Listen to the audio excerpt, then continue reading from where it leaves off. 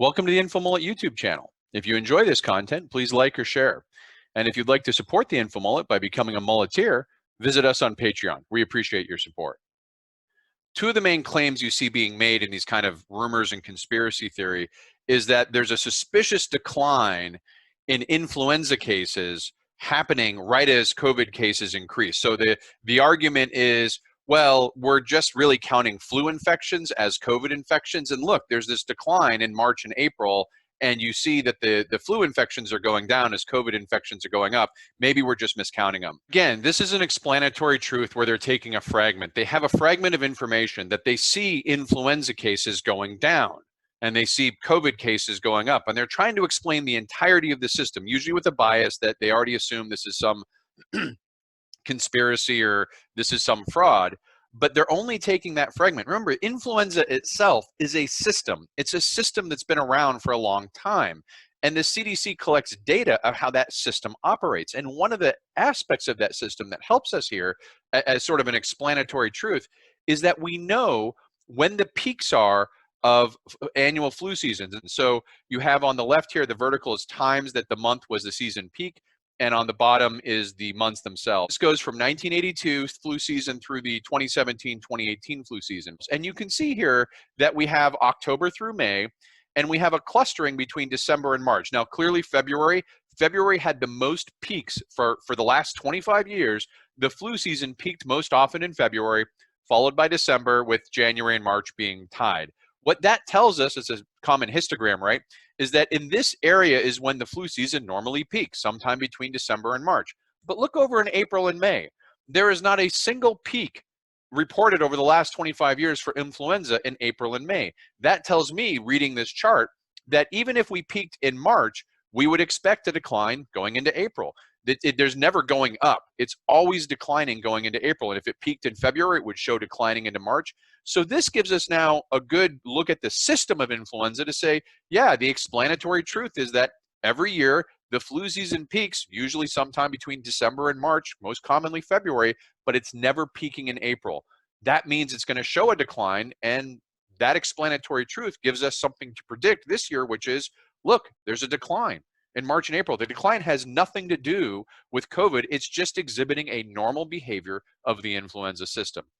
So the second claim of this sort of influenza variety is that the deaths from influenza went down dramatically, not just the cases or the infections, but the actual deaths. And a lot of this is originating from a image that was shared on Twitter. And what it purports to show is CDC provisional data tracked over the last several years of flu. And, you know, it's got citations, it's got URL links. It looks very official, and it shows a sudden drop-off in flu deaths in two different varieties. And this is often being used as the sort of the same argument to say, look, you know, the flu happens every year, but this year the deaths dropped off and COVID deaths increased, and, you know, that we're really just recounting flu deaths. Well, again, this is a fragment of the system. It's very important when people start quoting these sources from the WHO and the CDC that they understand what they're looking at. Provisional data from the CDC is provisional because it's constantly updated from death certificates, and the revisions that are made and the lagging time factor. The CDC says itself, these numbers may change 1 to 8 weeks after that week is reported. So what this is doing is comparing the final actual totals for the previous flu seasons with the provisional data of this flu season. And if we look at the system, treat influenza as a system, and we say, well, how do these systems look like over time as we track this provisional data? I think you're going to see what I'm talking about. So let me switch here.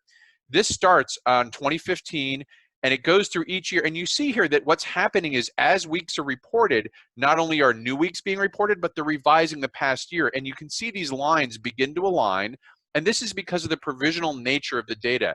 Every week they're reporting new data and revising past data. But what's going to happen this year is that drop-off we saw is eventually going to line up just like these ones. All of these years, you could stop them at any point in time and get the same snapshot and say, look, it's a sudden drop-off the flu. No, it's just a point in time when we really need to look at the total when it's done.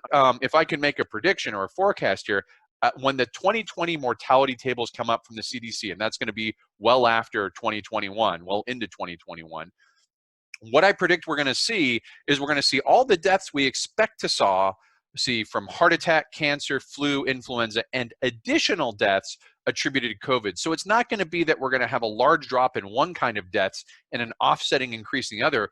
We're going to have a combined total, which is more than the normal, some of which are normal causes and some of which are COVID. So again, just use of an explanatory truth. Make sure that what's being proposed as an explanation accounts for the entire system and not just an isolated fragment. Most of these conspiracies and sort of media rumors can't survive scrutiny at the level of a system, only in an isolated fragment.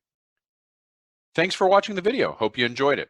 If you'd like to follow the InfoMullet, visit us on Facebook or Twitter. And if you'd like notifications when we post new video content, click on the red subscribe button below the video. If you've ever wanted to become a mulleteer and support the InfoMullet, visit us on Patreon. We appreciate the support.